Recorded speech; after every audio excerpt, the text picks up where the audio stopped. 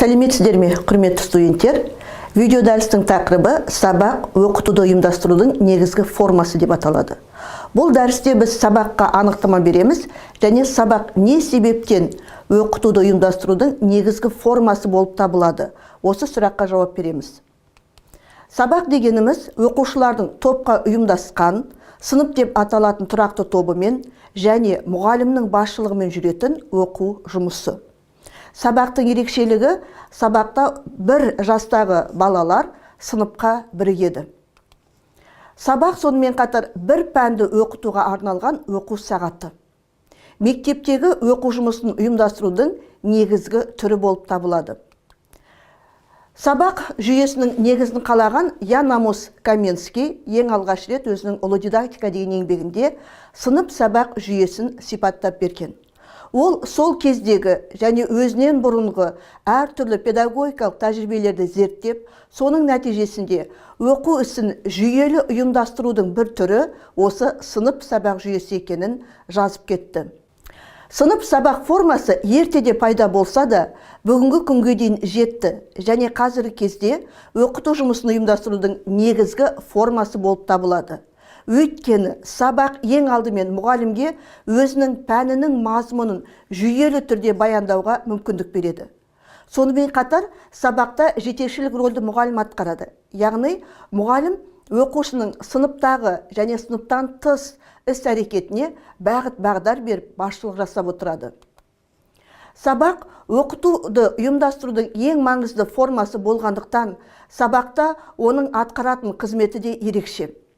Сабақта оқушыларға білім берумен қатар, оларға тәрбие беріледі және оқушылардың тұлға ретінде дамуына жағдай жасалады. Сабақ күрделі психологиялық және дидактикалық процесс. Өйткені сабақта оқушылар бір-бірімен және мұғаліммен қарым-қатынас жасайды. Сол қарым-қатынас арқылы әртүрлі тәрбиелеу міндеттері жүзеге асырылады. Сабаққа қандай талаптар қойылады? Ең алдымен әрбір сабақтың мақсаты айқын болу керек. Мақсатына сәйкес сабақтың мазмұны анықталады, құрылымы анықталады және сабақтың жоспары құрылады. Сабақта оқыту принциптері орындалады. Бір сабақта бірнеше принципті жүзеге асыруға болады. Сабақтың ғылыми мазмұны оқушылардың жас және дара ерекшеліктеріне сай түсінікті болу керек. Яғни мұғалім түсінікті, қарапайым тілде түсіндіргені дұрыс. Сабақтың мазмұны оқытатын пәннің бағдарламасына сәйкес болу керек және сабақта балаларды қызықтыру үшін, балалардың пәнге деген ынтасын арттыру үшін мұғалім әртүрлі әдіс тәсілдерді, көрнекі және техникалық құралдарды тиімді қолдануы керек. Сабақта балалардың белсенділігін арттыру үшін, оларды ойлауын дамыту үшін әртүрлі проблемалық сұрақтарды, тапсырмаларды қолданған дұрыс.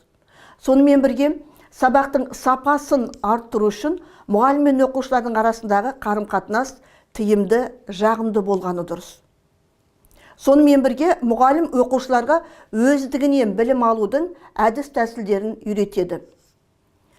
Сабақ оқытудың білім беру, тәрбиелеу және дамыту қызметтерін бір тұтас принципке сай жүргізуге тиіс. Сабақтың кезеңдері бірізділікте, бір-бірімен өзара байланыста, бірін-бірі толықтырып тұрулары қажет. Сонымен қатар сабаққа дайындалу кезінде мұғалім ең алдымен өзінің кабинетінің, сыныптың және мектептің нақтылы жағдайларын ескеріп отырғаны жөн. Баланың ынтасын арттыру үшін оқытылатын нәрседе бір жаңалық болу керек.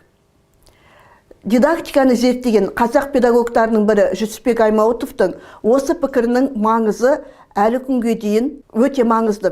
Өйткені шынында да, егерде мұғалімнің оқытатын пәнінде әрбір сабақта бір жаңалық болатын болса, бала үнемі білсем екен, бүгін қандай жаңа нәрсені үйренемін деген ынтамен сабаққа асығып тұратын болады. Сондықтан әрбір мұғалім өзінің әрбір сабағында бір жаңалықты айтуға, бір жаңа нәрсені үйретуге дайын болу керек. Сабақтың классификациясы бұл сабақты құрылысы жөнінен топтастыру түрге бөлу. Педагогикада және дидактикада сабақтың классификациясын анықтауға айрықша мән беріледі. Бұл тұрғыда педагогикада әртүрлі пікірлер бар. әртүрлі ғалымдар, ағартушылар сабақты әртүрлі деңгейде, әртүрлі мақсатына қарай, әртүрлі жіктейді.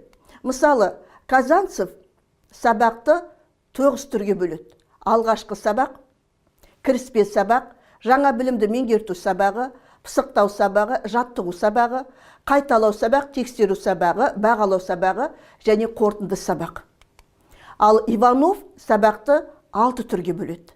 Кіріспе сабақ, оқу материалымен алғашқы танысу сабағы, жаңа білімді меңгерту сабағы, меңгерген білімді тәжірибеде қолдану сабағы, дағдылану сабағы, қайталау және пысықтау сабағы.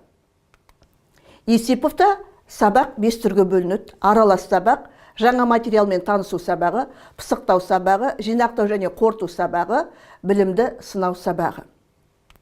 Қазіргі педагогикада дидактикалық мақсатына қарай сабақтың 5 типі жиі қолданылады. Олар жаңа сабақ, бекіту сабағы, қайталау сабағы, аралас сабақ және тексеру немесе бақылау сабағы. Әрбір сабақтың бұлай аталуы сол сабақтың мақсатымен және мазмұнымен байланысты. Мысалы, жаңа сабақ дегеніміз бұл жаңа материалды хабарлау мақсатын көздейді. Яғни сабақтың көп бөлігі осы мақсатқа арналады. Қайталау сабағы, яғни бұл осыған дейін өтілген оқу материалдарын бір жүйеге келтіру, қайталау, пысықтау мақсатын көздейді. Ал бекіту сабағының мақсаты өткен сабақта өтілген жаңа материал бойынша оқушылардың білімін бекіту. Аралас сабақ бұл мектепті тәжірибесінде жиі қолданылатын дәстүрлі сабақтардың түрі. Аралас сабақта бірнеше міндет жүзеге асырылады. Яғни, үй жұмысын тексеру, жаңа материалды түсіндіру, жаңа материалды бекіту сияқты бірнеше міндет жүзеге асырылады. Ал тексеру және бақылау сабағында өтілген тарау бойынша оқушылардың білімін тексеру мақсаты жүзеге асырылады. Сабақтың құрылымы деп, сабақтың барысында оның құрамдас бөліктерінің, кезеңдерінің бір-бірімен ұштасып, белгілі тәртіппен жүзеге асырылуын айтамыз. Сабақтың құрылымы бірнеше бөліктерден тұрады. Ұйымдастыру кезеңі, сабақтың мақсаты мен міндетін хабарлау, үй тапсырмасын тексеру, жаңа білімді меңгерту, бекіту, пысықтау, қорыту, сабақты бекіту, қорытындылау, үйге тапсырма беру және бағалау кезеңі. Сабақтың бұл кезеңдері бір-бірімен тығыз байланысты. Сабақ ұйымдастыру кезеңінен басталады. Бұл өте күрделі психологиялық кезең деуге болады. Өйткені ұйымдастыру кезеңінде мұғалімнің міндеті оқушылардың назарын сабаққа аудару. Одан кейін сабақтың мақсаты мен міндетін хабарлаймыз. Қажет болса үй тапсырмасын тексереміз. Егерде үй тапсырмасы бүгінгі сабақпен байланысты болмаса, үй тапсырмасын сабақтың соңында да тексеруге болады. Одан кейін мұғалім жаңа білімді түсіндіреді, жаңа білімді бекітеді, үйге тапсырма береді, сабақты қорытындылап балаларға баға қояды. Сонымен біз сабақтың құрылымы туралы мәліметтермен таныстық. Назарларыңызға рахмет.